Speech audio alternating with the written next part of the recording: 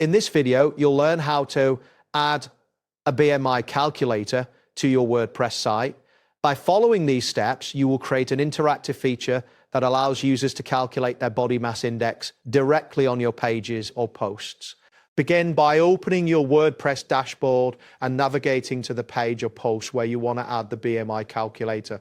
Once you find the desired page or post, click on the Edit button. This action will bring you to the editor interface where you will make your changes. Next, locate the plus button, usually found at the top left corner of the editor. Clicking this button will open a block selection menu. In this menu, use the search bar to type Custom HTML block appears. Click on it to insert it into your content area. After the custom HTML block is added, you will see an empty text area where you can paste your code. Carefully copy the provided HTML and JavaScript code for the BMI calculator. Make sure to include all elements, as missing any part may lead to functionality issues.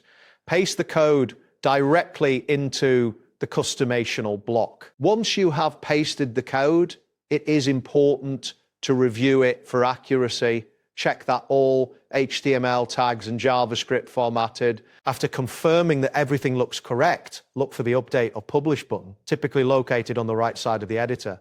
Click this button to save your changes and make the BMI calculator live on your site. Keep in mind that if your page has a lot of content, it might take a moment for the changes to reflect.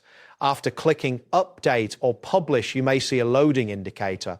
Wait for the confirmation message that indicates your page has been updated successfully before navigating away from the editor. After completing these steps, you can view the page or post to test the BMI calculator functionality. Ensure that the input fields accept values and the Calculate BMI button displays the correct results. This feature can enhance user engagement on your site by providing valuable health information. That wraps up today's guide. Thanks for watching, and catch you in the next tutorial